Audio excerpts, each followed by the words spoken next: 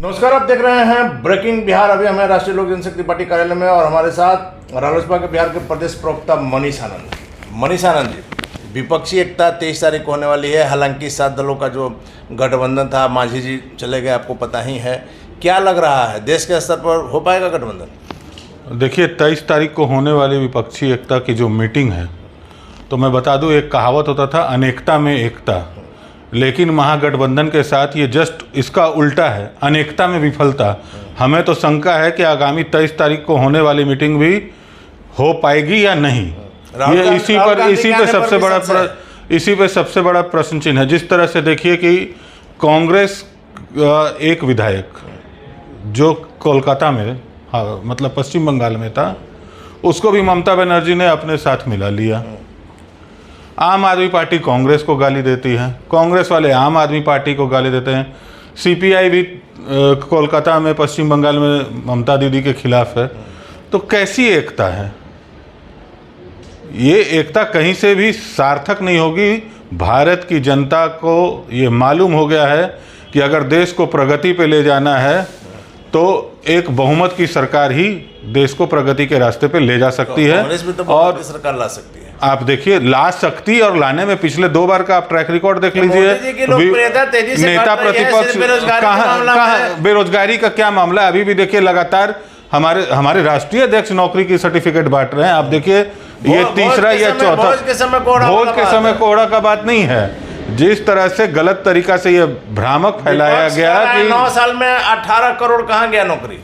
आप एक भी बाइट आदरणीय प्रधानमंत्री जी का निकाल के दिखाइए कि उन्होंने किस भाषण में कहा था कि 2 करोड़ नौकरी दे रहे हैं। हर साल 2 करोड़ की मैं आपको चैलेंज कर रहा हूं, आप निकाल के दिखा दीजिए। उसको भी हम आपको दिखाएंगे। आप निश्चित दिखाइएगा और मेरे इस बाइट के साथ उस बाइट को जोड़िएगा जहां उन्होंने कहा है कि 2 करोड़ नौकरी हम देंगे।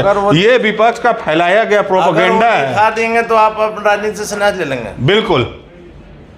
बिल्कुल। अगर आप उनका बिना एडिट आप बाइट दिखाइएगा। बिना एडिट कहीं दिखाएंगे, आप दिखा दीजिएगा।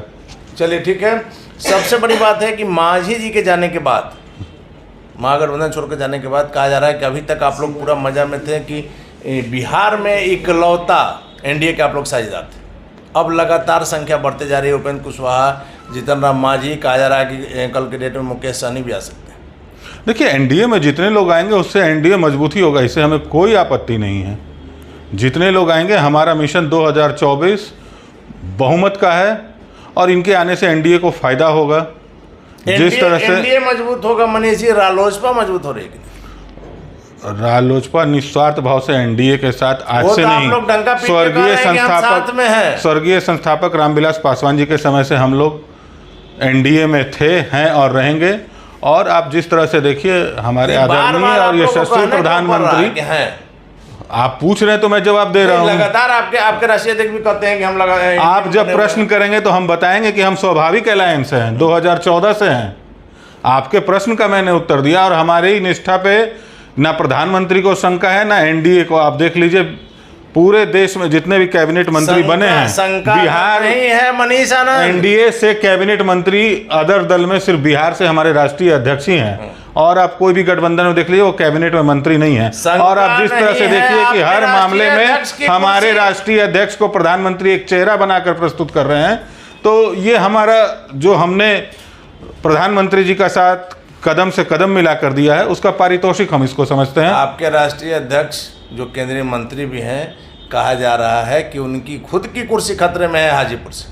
नहीं, ये अफवाह तो कई बार हमको लगता है, जिस तरह से आप लोग मीडिया तंत्र नहीं होता है, जिस तरह आप लोग तो मीडिया में लगातार न्यूज चला रहे थे कि इस खरमास के बाद उस खरमास के बाद चिराग जी मंत्रालय का शपथ ले रहे हैं। कहाँ गया उनका मंत्री पद?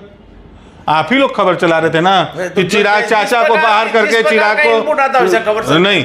तो ये इनपुट सरासर उसी तरह से गलत है। जिस तरह से चिराग को आप लोग मंत्री बनवा रहे थे, उसी तरह से ये खबर भी बिल्कुल सरासर गलत है। हाजीपुर से आपके मंत्री जी का, आपके राष्ट्रीय अध्यक्ष का सीट कंफर्म है? बिल्कुल। कहा जा रहा है कि चिराग पासवान को सीट मिलेगी एनडीए की तरफ से। अरे एनडीए में चिराग पहले आ तो जाए। एनडीए में आ रहे हैं, जिस प्रकार से मांझी जी को लेकर के हमने पहले ही खुलासा किया था, हम फिर कह रहे हैं कि एनडीए में चिराग पासवान आ रहे हैं और हाजीपुर से चुनाव लड़ेंगे। यह पक्की बात। अगर ये पक्की बात है तो मैं आपको बता दूं कि अभी कटहल गाछ पे है, ओठ में तेल लगा के बैठने से कोई फायदा नहीं है। चलिए, इन दिनों बिजली की समस्या जो आप देख रहे हैं मनीष आनंद जी, पटना में, पूरे बिहार की बात छोड़ दीजिए, राजधानी पटना में कहा जा रहा है अभी तक का नियम था ऊर्जा विभाग का कि 22 घंटे से ज़्यादा अगर बिजली नहीं रहेगी तो बिल में कटौती किया जाएगा। आप देख रहे हैं कि पटना के कई ऐसे मोहल्ले हैं जहाँ ट्रांसफार्मर जल रहा है तो 24-24 घंटे में बिजली आ रही। देखिए, पटना के कई मोहल्लों का साथ साथ मैं आपको खुद बता रहा हूँ कि कल हमारे घर हम दानापुर के इलाके से आते हैं और दानापुर ग्रिड फेल होने के कारण 12 से ज़्यादा घंटा लाइट नहीं था दानापुर के एरिया में। और ये हमारे आदरणीय मुख्यमंत्री नीतीश कुमार जी, जो बिहार का आप अगर बिजली दर देखेंगे देश भर में सबसे ज़्यादा महंगा है जी।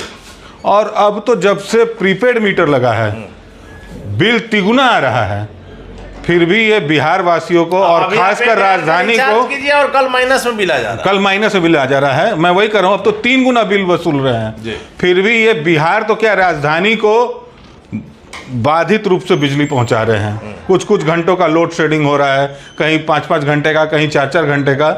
कल तो 12 से ज़्यादा घंटे का लोड शेडिंग था। आप समझिए, जहां तापमान 44-45 डिग्री हो वहां अगर 12-12 घंटे अगर बिजली नहीं रहेगी तो जनता का क्या हाल होगा।